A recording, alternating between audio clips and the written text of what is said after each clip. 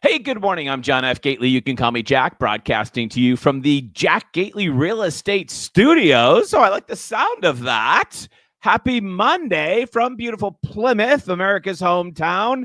Looking out the studio window today, we look a little overcast, but that'll probably burn off. And we might somewhere in Massachusetts, especially like maybe north of the Pike, 495 area, have quite a thunderstorm today. But, hey, that's summertime, right? That's summertime. We started here yesterday with an amazing amount of fog. And then about 11:30, that burned off, and it was just an absolutely spectacular summer day. I hope that I had a great weekend. I hope that you did.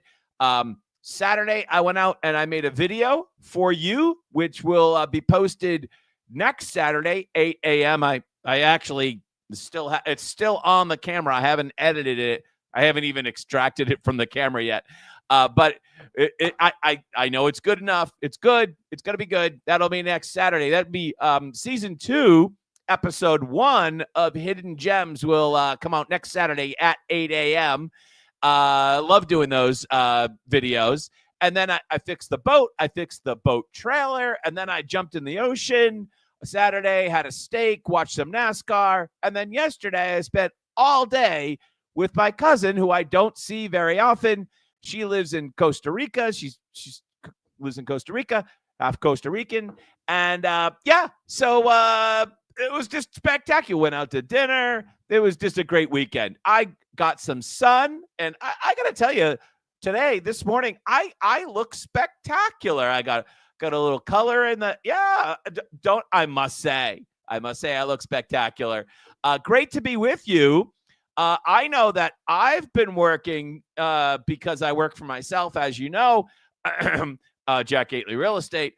I know that I've been working and I haven't taken a whole week off at an undisclosed location like our governor. So I really did have to laugh pretty hard when my friend who works at a restaurant, she came home late at night on, I guess this would have been early Saturday morning. Early Saturday morning, she comes home. And on State Road, which is the Route 3A here in beautiful Plymouth, she sees this. I don't know if you've already seen this on my feed or not. She sees this. Let's see if we can bring it up here. Here we go. Here. She sees this all the way up to Dorchester. The rest of the map, it's looking busy on this Monday morning. As we continue south, 95 radio on. This is a coming in over by Route 1, and donkey. that does have you sitting in a little bit of a heavy delay as you're working your way up. This is a donkey right down the street from where I live. This is State Road in Manamet. That is somebody's donkey loose on State Road in Manamet. And of course, immediately I thought, well, we found the governor. Found the governor. There she is. We found her somewhere loose on State Road Saturday morning at 1 a.m. Found her because up until that point, she was, how do we want to say this? Absent without leave. But the good news is she'll be back today. She'll be back today. Hold on. We got something's loud there. Hold on a second. We'll mute that. We're going to get back to that Fall River story in a second. She would be back today after a whole week of vacation at an undisclosed location. She's coming back to work today at 7 p.m. At 7 p.m. tonight at a closed press event. So it's like she's coming back to the office late, and then she's not going to even talk to reporters tonight. It's Museum of Science, an evening reception for the Connecticut Sun, which is the WNBA team, of course. And there is some possibility that this Connecticut team could be relocated to Providence or maybe even Boston if the WNBA expands or this team relocates. So I think there's some wooing of the team going on in the background, and they're celebrating the Female Sports Rebellion, which is kind of ironic for Basketball Karen because, of course, she supports boys playing girls' sports. She's called the whole topic of transgender people playing the wrong sport a Republican game. She blasted Seth Moulton last fall when he suggested that he didn't want his girls competing with boys in, what was that, soccer, I think it was. And so here she is celebrating the female sports rebellion, but she doesn't actually support female sports like, say, Riley Gaines. She's completely the opposite position of Riley Gaines, and she doesn't work that hard for you either. Great to have you here. Happy Monday. Did I say Tuesday? Happy Monday. Happy Monday to you. Great to have you here.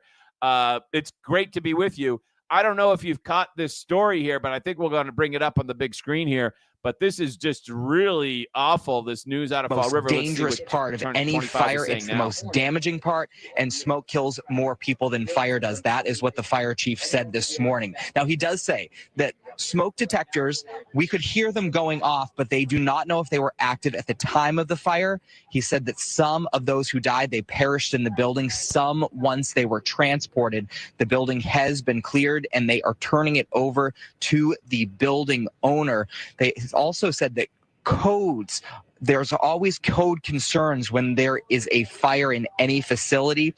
Now, they are also investigating that. The city did open up a shelter that's typically used from inclement weather. The Red Cross has also been notified. They are still in the process of notifying the families of the 9 people who died in this fire from Sunday night.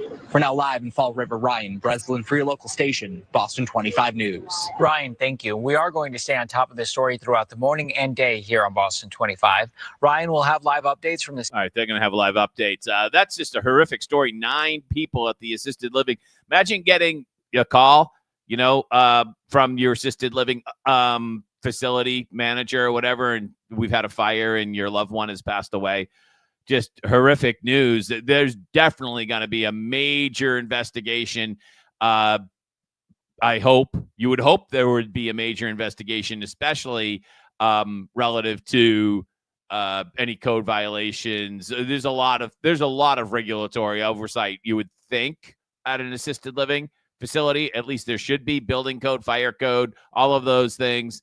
Wow. It's really, really horrific news. So hopefully we'll get to the bottom of that. That is really awful news out of Fall River. Sad. Very, very sad.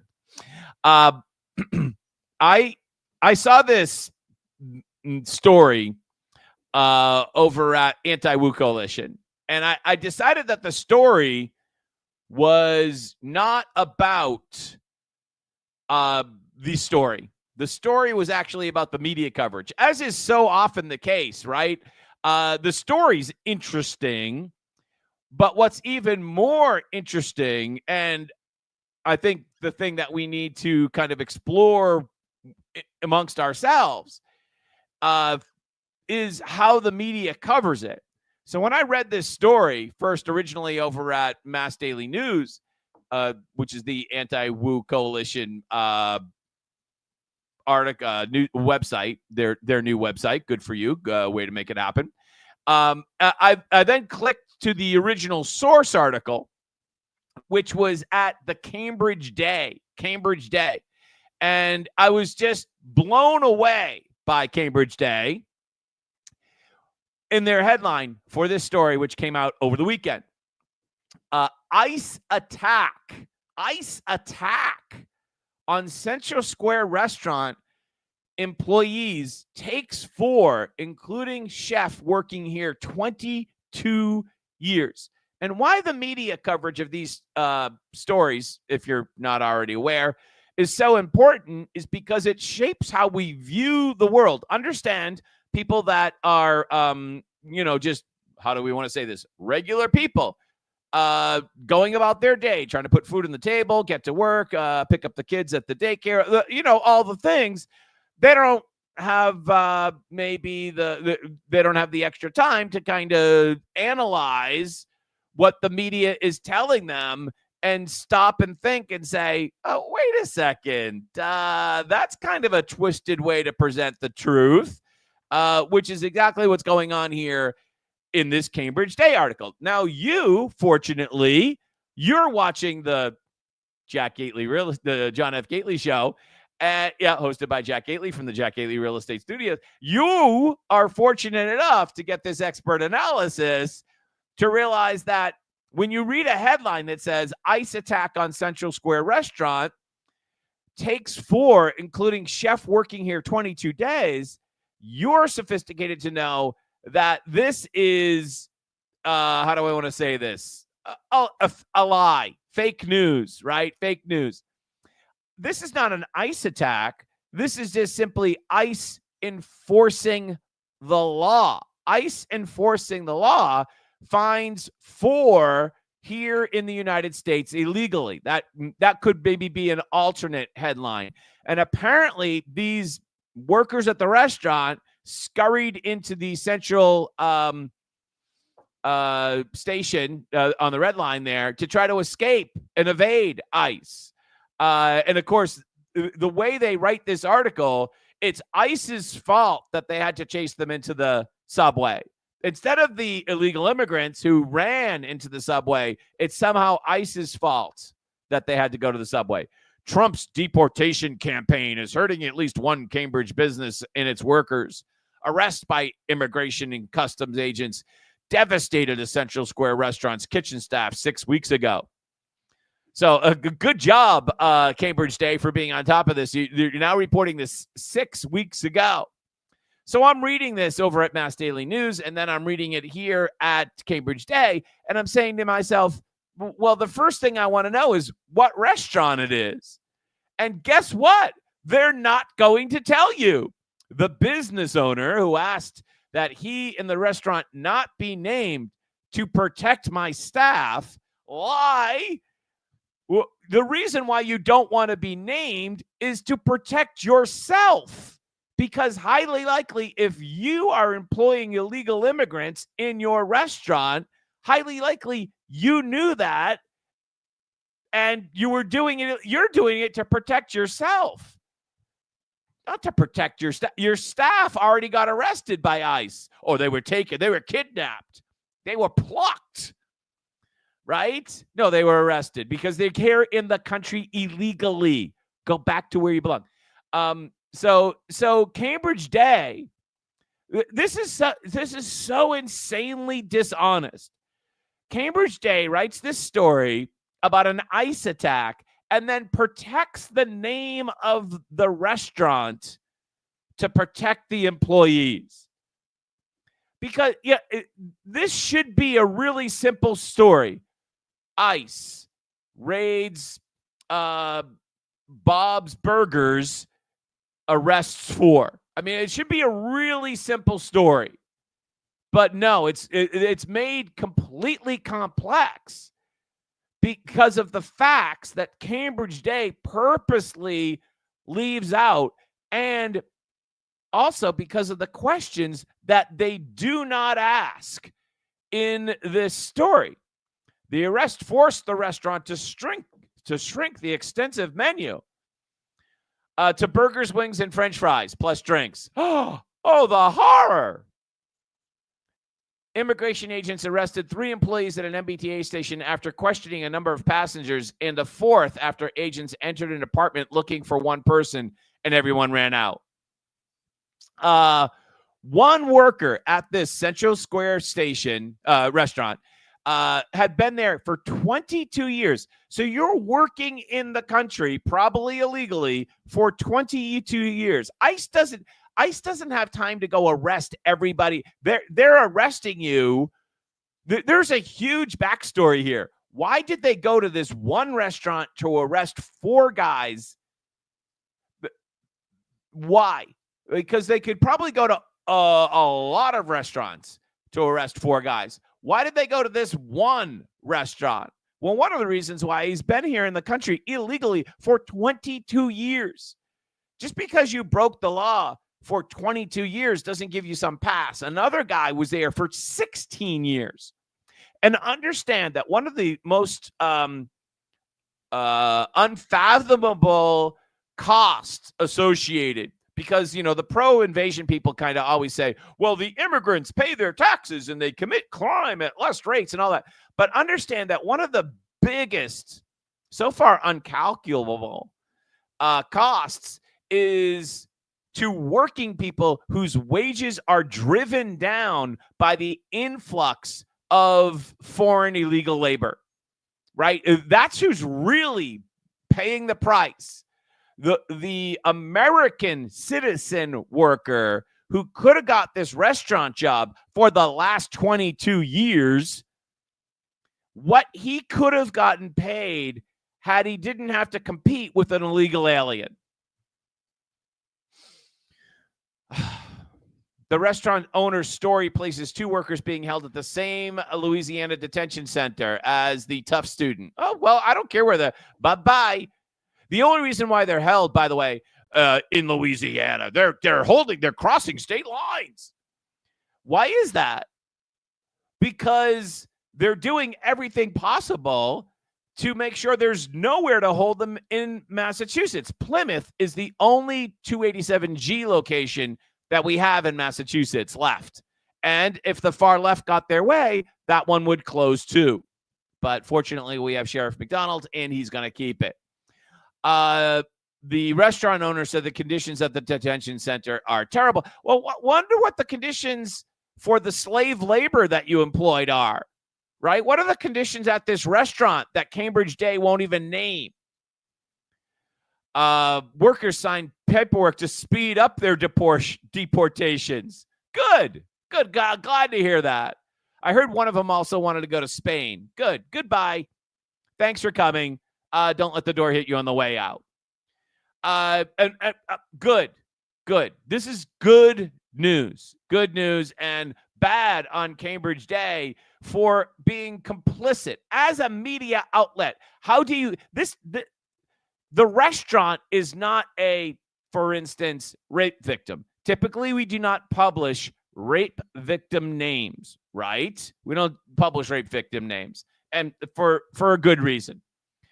But the restaurant is not a rape victim. The restaurant is a perpetrator, not of rape, but of another crime altogether. Why are you protecting the highly questionable, I don't want to call them criminal, but at least highly questionable ethics and potential legality of the restaurant, Cambridge Day? Shame on you. Every one of these incidences, by the way, is effectively an admission of guilt. When you see the libs running around Massachusetts and saying, ICE is terrorizing our communities, well, you know why that is? Is because they're admitting that, what's the estimate? 5%? I think the official estimate is 5%, which calculates, somebody do the math for me, 350,000 illegals in Massachusetts. Somebody did want to fact check me on that. That's cool. With 350,000 illegals in Massachusetts, which would be 5% of the population.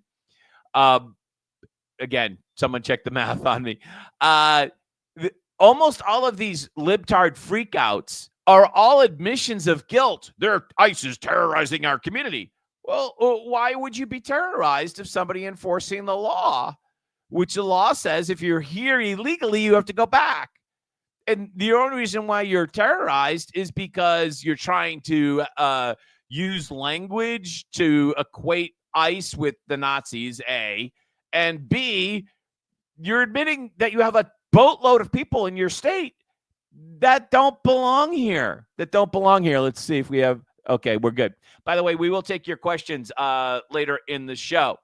In fact, I'm going to put up the phone number now, and I would love to take your calls in just a bit. Hold on a second. Let me just connect that for you. We're going to get this going. Hold on a second. We'll get this going for you in just a second. One moment. Love to have you on the show today, and it'll take just a second. Get this going. Yeah, good. So the phone number is 617-751-1460. If you call in, we'd love to have you. 617-751-1460. You'll be prompted for a quick summary of what you want to say, 30 seconds or less, and then we'll bring you on the show. 617-751-1460 is the number. All right, so there it is. It's on the screen. Love to have you on today's show. So every one of these things is an admission of guilt. Every one of these things is an admission of guilt, which gets to our additional admission of guilt in today's show. Worcester's annual Latin American Festival canceled this year. Latin American Festival in Worcester is canceled. I believe they hold it in August. It's been canceled after careful consideration of factors beyond our control. Canceling was not an easy decision, but it is the responsible course of action this year, said CEO Tina Velasquez from Centro, which is the apparently major sponsor of the event. She declined to provide additional reasoning. However, Randy Feldman, who's on the board of Centro, said he believes the decision was primarily due to concerns that federal immigration authorities might interrupt the event and detain some attendees.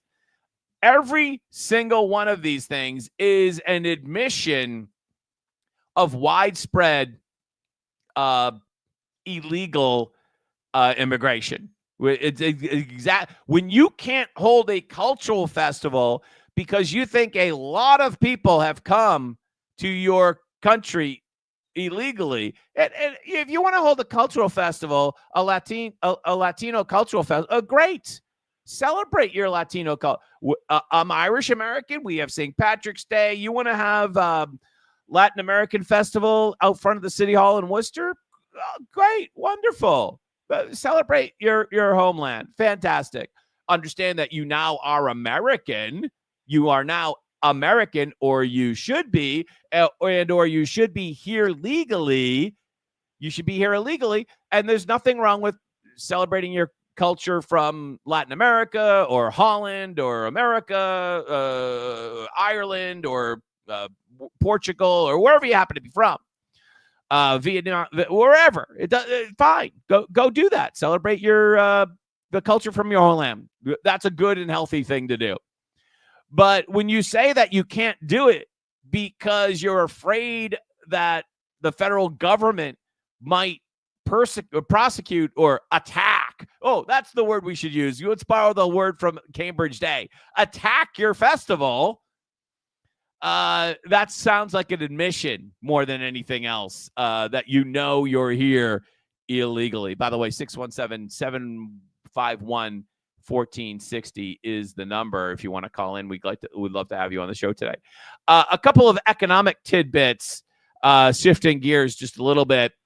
Evan Horowitz, who I don't know I'll agree with, but he's a very interesting person. He's one of the professors over at Tufts University. He runs the something center, whatever it's called. Let's see. Director of Center of State Policy Analysis at the Tufts. I'm not going to get into this article because like stick a fork in my eye, but I'd be shouting it from the rooftops if I hadn't given up on unemployment insurance reform. So I know it's Monday, it's early, but unemployment insurance reform is killing small businesses in Massachusetts. And it is a little bit, how do I want to say this?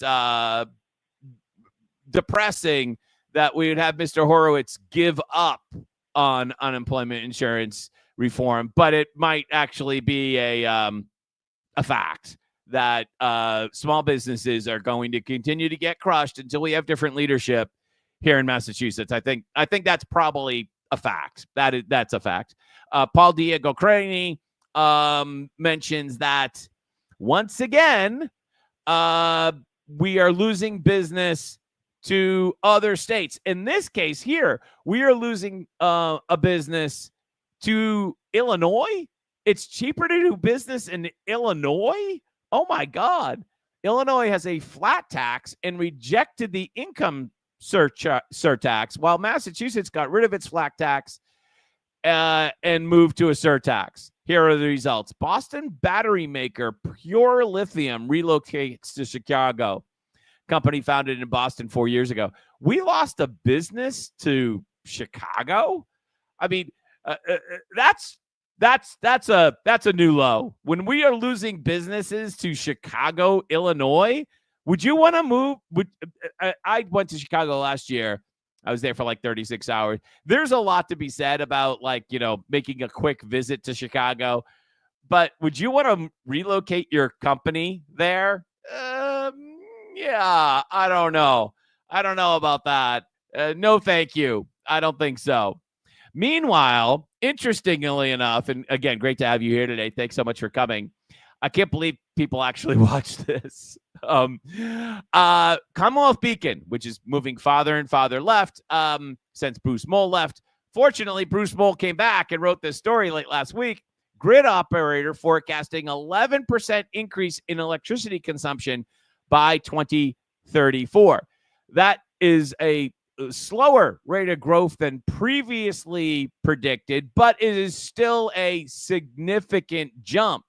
And what's interesting here is the slower rate of EV adoption and the slower rate of heat pumps has caused ISO New England to dial back slightly their expectations for electricity consumption in the New England area.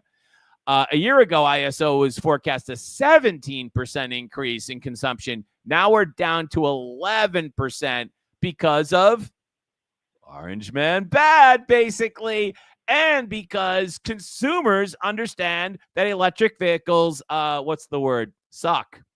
And heat pumps suck. And the electric bills suck that go along with them suck. It all stinks.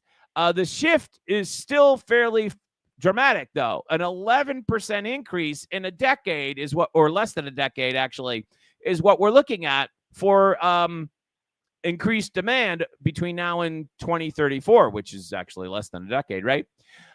Which is interesting because between 1995 and 2005, our demand increased steadily. But since 2005, our demand has been declining. Our demand and our usage of electricity has been declining for the past 20 years. For the past 20 years, our usage has been declining. And now we're expecting that to change over the next decade, and our usage is expected to increase by 11%. And according to the climate religion mandate that Paul Craney wants me to use the word, he's like, Jack, call it a mandate. All right, Paul, we'll call it a mandate. According to the mandate, we're supposed to increase our demand, according to ISO New England, by 11% over the next 9 or 10 years. Where we had been holding steady or declining demand for the last 20 years. So a huge shift. And how are we going to provide under the new climate mandate? How are we going to provide for that extra electricity? Windmills, solar panels, hydroelectric from Canada somehow. God knows how. But yeah, theoretically, we're supposed to be able to do that. But certainly not another pipeline. No pipeline for you. And certainly not 2 pipelines, right? As Morris said, remember, I killed 2 pipelines, right? No pipelines for you, right? No pipelines for you. Gas, on any given day, natural gas provides about 65%-ish of our electricity throughout New England. And Maura wants that number to go way down. The climate nuts want that number to go way down. Where is it going to come from? This is not, how do I say this? With the demand going up and with a couple of wind farms being nominally built, we're not going to be able to achieve this climate mandate, right? It's going to be one of these things that they keep on moving the goalpost, just like they did with the recent wind farm contract, which was supposed to be completed, I believe, at the end of the fiscal year. And now they've delayed it again till the end of the calendar year. They did the same thing with the gas mandate for the electric mandate for trucks, right? They keep on pushing the goalposts because these things cannot be achieved. It's delusional. And as Mr. Price, who was the keynote speaker at the Massachusetts Fiscal Town Hall on this topic about 2 or 3 weeks ago, said we also don't have the physical space to locate all of this infrastructure. It's just not available. By the way, if you want to call into the show, 617-751-1460. Would love to take your call today.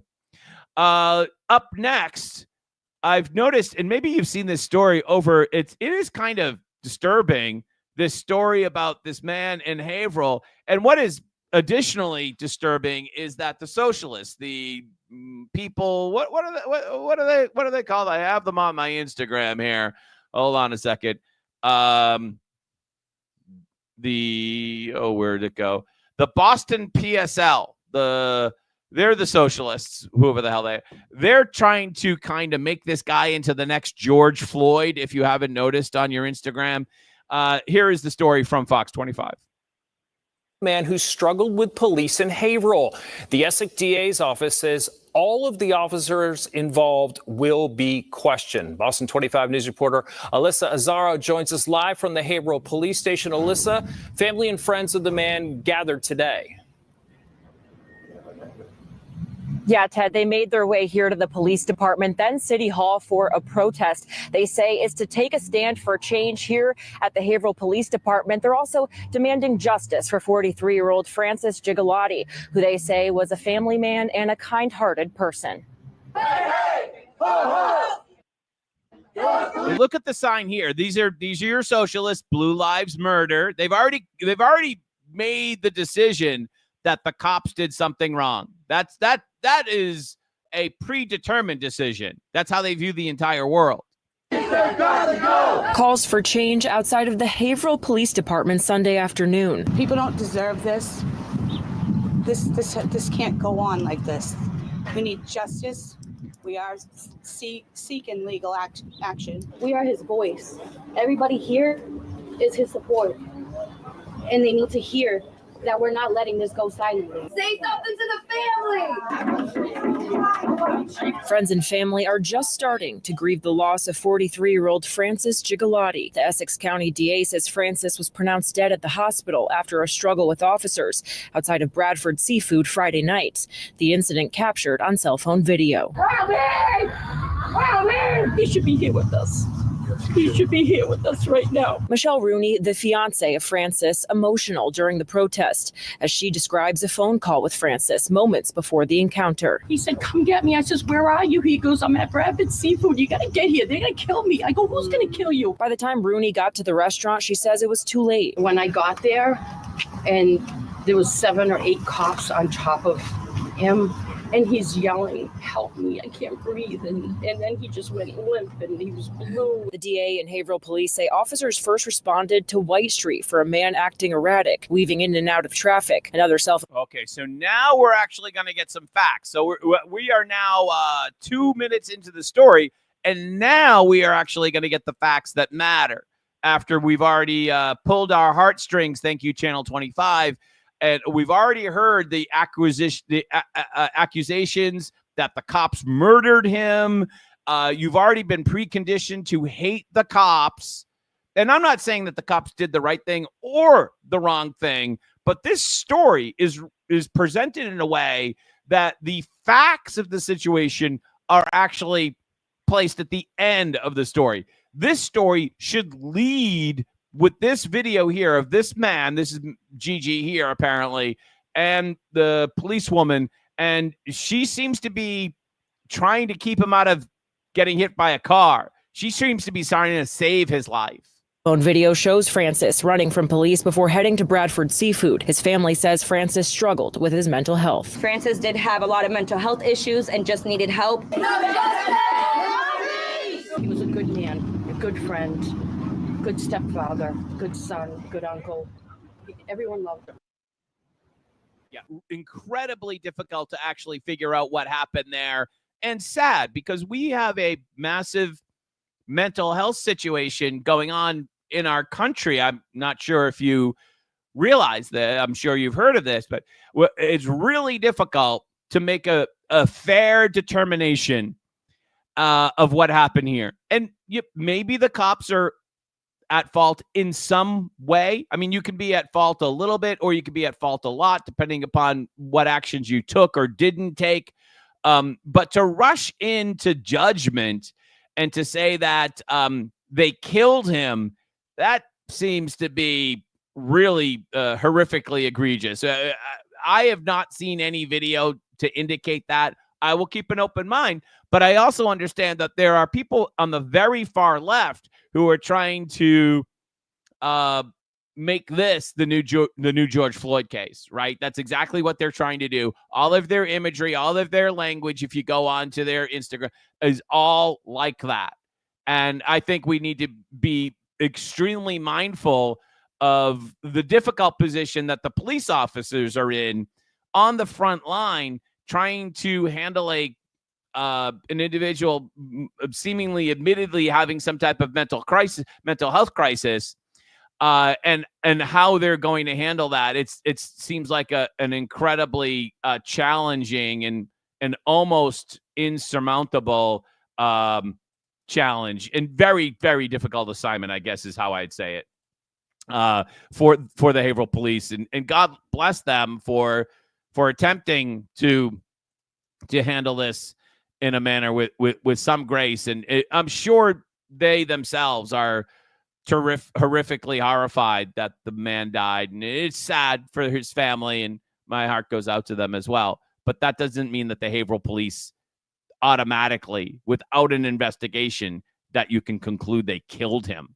I think that's let's slow our roll here a little bit, people, right? Yeah, so that's my take on that a little bit. By the way, if you want to call into the show, you can. Somebody call me, 617. I'm lonely. 617-751-1460. Talk about mental health. There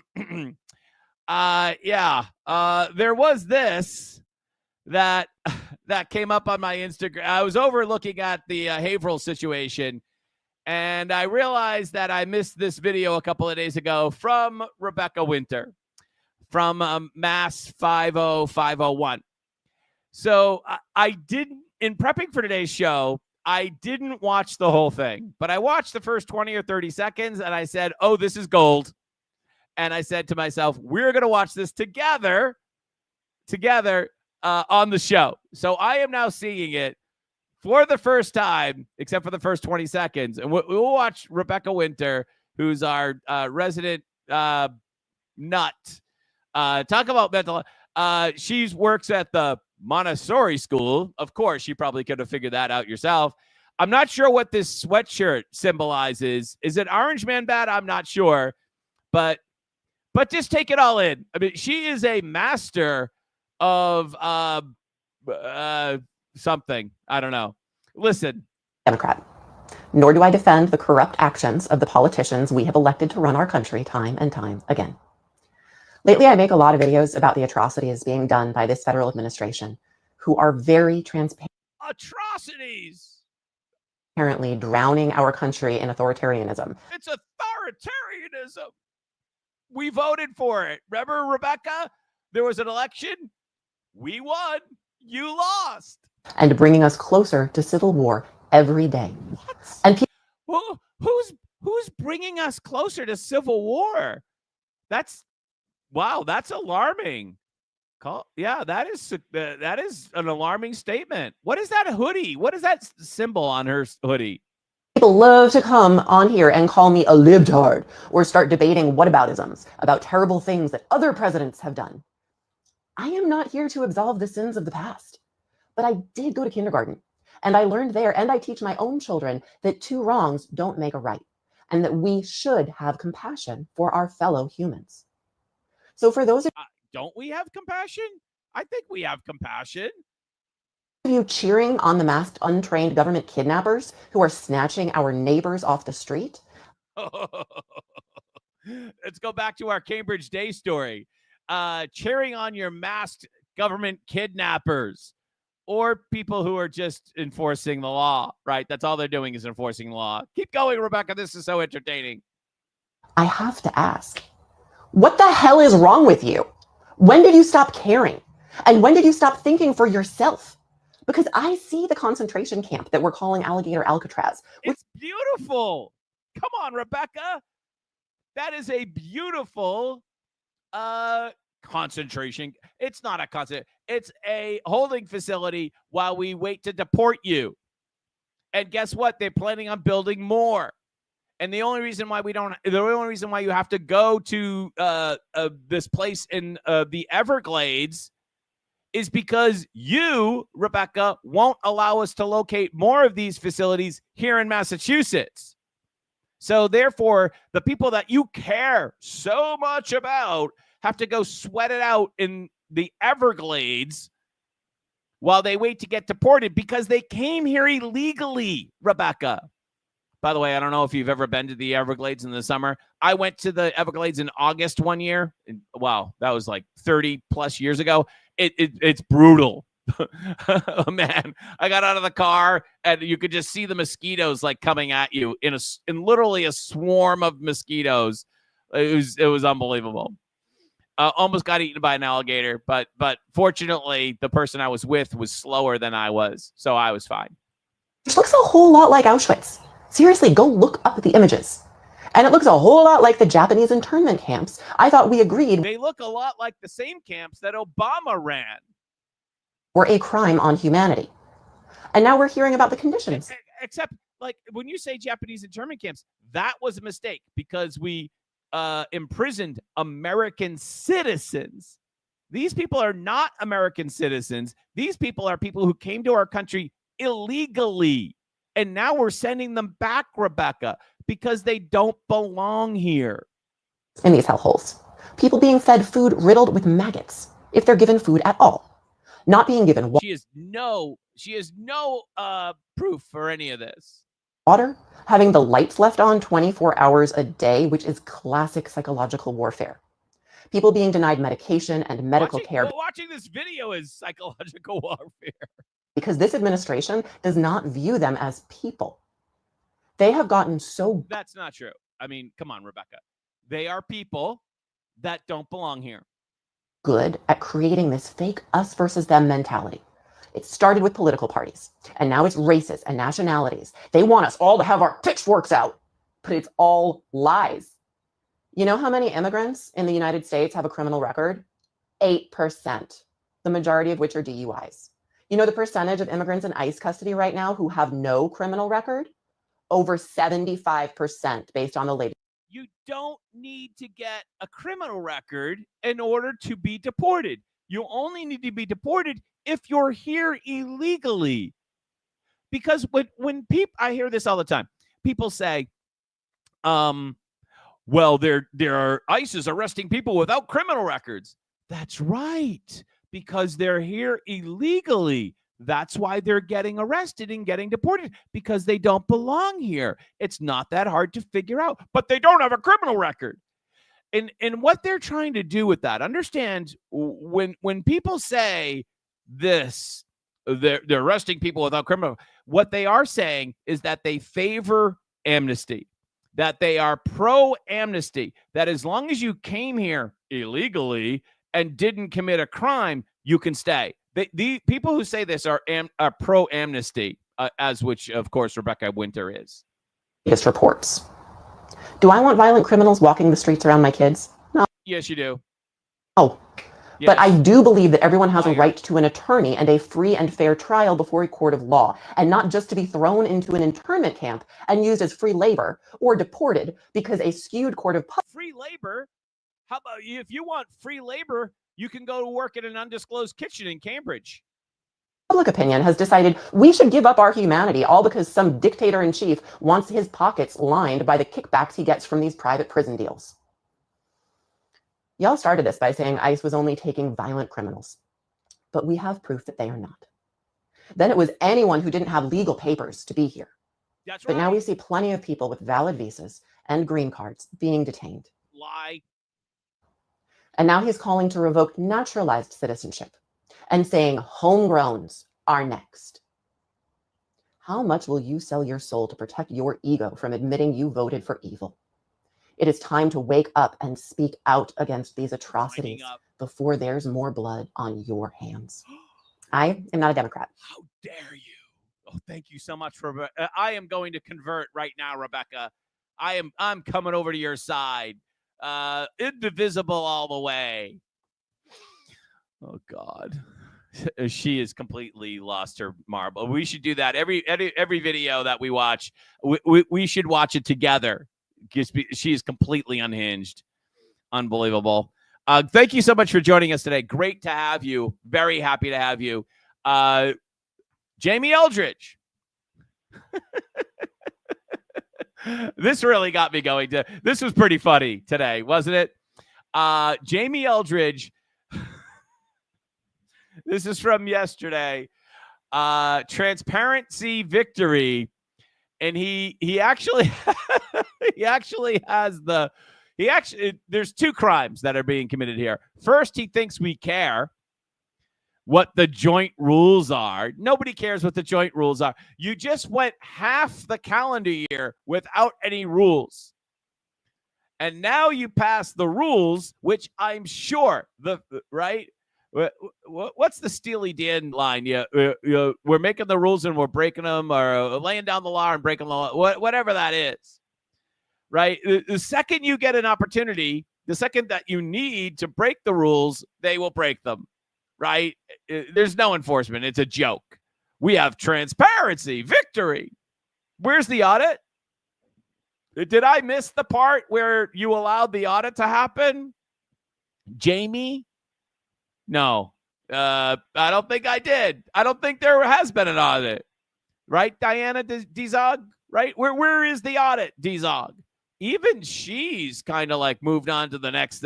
Like I think she still wants to do the audit because I think she still wants, and I think she's been honest about that. Yes, absolutely. The audit thing has been good for her career, right? Name recognition through the roof.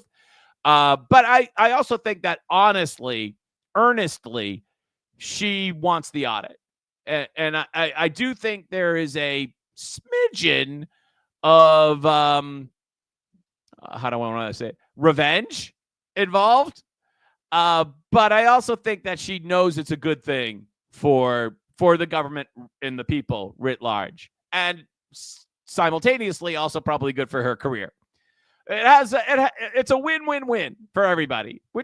There's nothing wrong. Like when you elect people, they're supposed to find things that it's natural for an elected official, state rep, selectman, whatever. It's natural for an elected official to try to look for things that people want that are also simultaneously good for their career, and also maybe also simultaneously hurt their enemies. Like this is a trifecta, right? For Diana Dizog, right? This is a good thing for Dizog, and it's probably also a very good thing for the Massachusetts people. So the fact that it also has a little dollop of revenge on top, I'm okay with that. Yeah, right? They screwed her over like 9 different ways, like in the state legislature. And if this is her way of kind of like dishing it back, I'm all right with that. Good for her, right? She committed the most, as far as they are concerned, the most egregious crime. She actually told the truth about the state legislature. She disrespected the Bing, figuratively, and now that's why they hate her so much. So if there's a little cherry on top of revenge in terms of this audit thing, I'm okay with it. I think she deserves, what you get what you dish out. So tough shit, Ron Mariano and Karen Spilka and the whole gang, and Brad Jones while you're at it. All right, another tidbit. Boston squeaked into the top 10 of the most educated cities per Wallet Hub. You remember Wallet Hub. It's the credit card shill website that constantly sends out this BS that Massachusetts is a thriving and a successful economy. You remember that, even though our unemployment rate is now up to 4.8%, 0.6% higher than the national average. Wallet Hub is the credit card shill company. And I love also, once again, it's not so much the story, it's how the media spins it. Boston area squeaked into the top 10 of the most educated cities. Rip Snorter, is that how you say this name? Went and did some research on the trend because we're becoming, apparently in Boston, less educated. See, we are number 10 this year, but year before we were number 9. Year before that, 7. Year before that, 6. And so apparently Boston or Greater Boston is becoming less like Ann Arbor, less like Madison, Wisconsin. And as far as I'm concerned, that's probably a good thing. So, yes, Wallet Hub is a credit card shill. And as Duncan Burns indicated, it's Wallet Hub again. Don't take too much stock. But yet the trend is real. And it's almost like this could be a healthy thing. If fewer people are receiving a higher, hold on, let me get my air quotes, a higher education in the Greater Boston area, that might be a good thing, right? Might be a good thing. If more people are going to trade school, or more people are skipping college and starting their own business, whether it's landscaping or AI or whatever business you're starting, and you're just kind of getting experience in your industry and you're skipping the 4-year thing, or you're skipping grad school, you're skipping law school, whatever. And not to say that higher education doesn't have its opportunities and there's a huge place for it, but as Michael Graham, I heard him say, our good old friend Michael Graham up in New Hampshire now, said on his radio show many, many, many times, maybe higher education isn't for everyone. Remember, he used to say that all the time. And he actually posted this and reminded us of that over the weekend. You should follow his account. I am Michael Graham. I am Michael Graham.